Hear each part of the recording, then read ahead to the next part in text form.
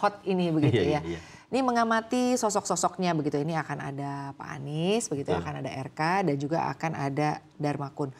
Rekam jejak dari ketiganya sebetulnya seperti apa sih? Lalu juga bicara mengenai elektabilitas ya. Kalau tadi kita sempat menyinggung elektabilitasnya Pak Anies ini sebenarnya ada gitu. Tapi kalau kita sandingkan nih di tiga sosok ini yang kita sebut saja ini kan yang populer ya, yang mungkin yang digadang-gadang akan maju. Betul. Bagaimana editor melihat? Kalau mungkin saya start dari Pak Dharma dulu ya sebagai calon independen dengan segala macam kontroversi, ada yang mengaku dicatut KTP-nya untuk pendaftaran beliau, tapi beliau itu juga salah satu pejabat ya, dalam artian waktu itu wakil kepala Badan Siber. Mungkin tidak banyak yang tahu ya, tapi beliau itu banyak memahami betul soal siber dan security, isu-isu di sana.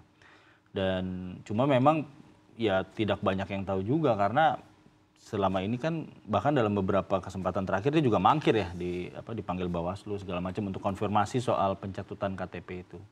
Dan dia kan diduga sebagai salah satu calon boneka ya tadinya. Cuman kita lihat ya ternyata mereka akan maju terus ya walaupun putusan MK ini udah ada gitu ya. Kemudian kalau Ridwan Kamil saya rasa sudah banyak yang tahu juga ya, dan di survei terakhir di Kompas dia itu nomor 3 di bawah Pak Anies dan Pak Ahok. Jadi sebenarnya secara elektabilitas dia di bawah, tapi kita juga tidak bisa menafikan pengalaman beliau ya sebagai kepala daerah ya, di Bandung, kemudian di Jawa Barat, dan beliau memang punya bekal saya rasa sebagai seorang perencana, tata kota, arsitek dengan segala macam pengalaman dia ketika menjadi wali kota dan gubernur. Dan saya rasa beliau memang lebih pas di Jakarta ya, walaupun ada yang bilang beliau bisa maju ke Jawa Barat karena karakteristik dari Jakarta itu kan sebenarnya kota walaupun dia provinsi. Jadi untuk penataan dan apapun kebijakan dia di Bandung dulu bisa diterapkan. Karena ketika jadi gubernur kan dia juga susah gitu untuk mengatur-ngatur bupati wali kota di di daerah Jawa Barat. Tidak semuanya bisa diintervensi mengingat fungsi gubernur ya kembali lagi hanya koordinator dari pemerintah pusat, jadi banyak hal yang tidak bisa dia lakukan juga ketika di Jawa Barat gitu. Kalau Pak Anies ya kita tahu beliau incumbent dan beliau punya ya survei paling tinggi, possibility untuk menang juga sangat besar gitu ya. Walaupun ada drama dengan PKS, di mana PKS kan pendukungnya Pak Anies ya dari Pilkada 2017, kemudian Pilpres yang kemarin 2024, tapi saya rasa kalaupun dia switch dan didukung oleh PDIP juga salah satu partai besar di Jakarta, jadi tidak ada masalah. Dan beliau ditemani Pak Suswono beliau belum tahu ya kita akan ditemani oleh siapa ya wakilnya. Walaupun disebut-sebut Rano Karno, Pak Rano saya rasa dengan pengalaman juga pernah jadi gubernur. Kalau teman-teman ingat ya di Banten ketika Ibu Ratu Atut tersangkut korupsi, ya beliau bisa memimpin dengan baik. Cuman memang setelah itu kan dia banyak di parlemen ya, di DPR, di Komisi 10 untuk pendidikan dan budaya. Memang sesuai dengan ekspertis dia. Ya pasangan yang ideal dan beliau juga kan putra Betawi ya.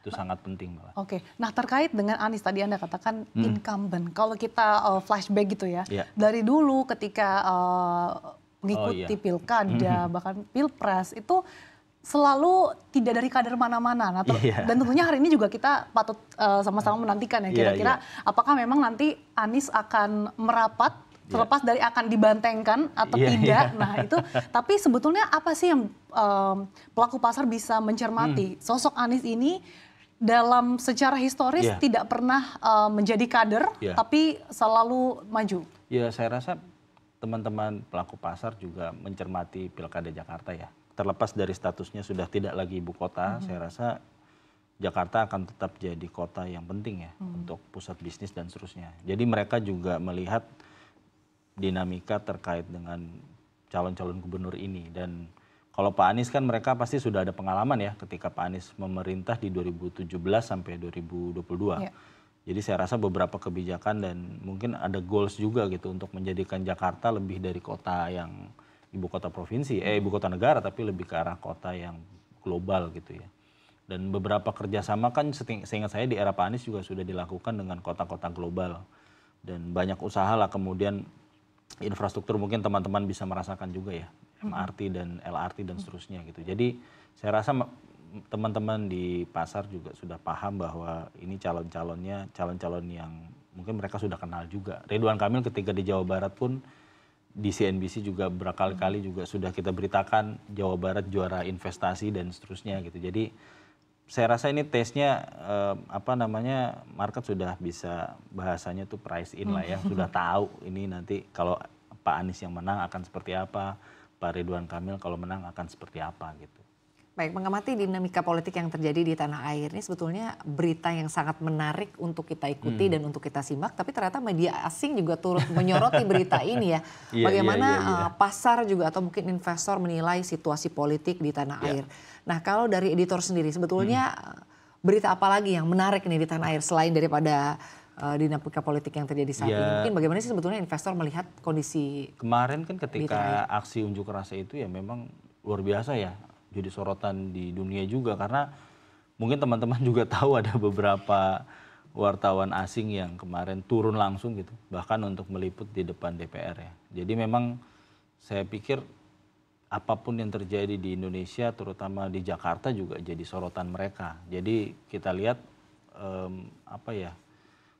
kalau apapun yang terjadi di ibu kota itu ketidakpastian seperti ini yang mereka khawatirkan gitu. Saya pun berbicara dengan beberapa teman gitu ya dari perusahaan asing pun mereka juga sebenarnya sudah lelah juga sih dengan dinamika politik dan segala macamnya. Karena mereka berpikir Pilpres sudah selesai toh kita siap sama-sama menyambut pemerintahan baru.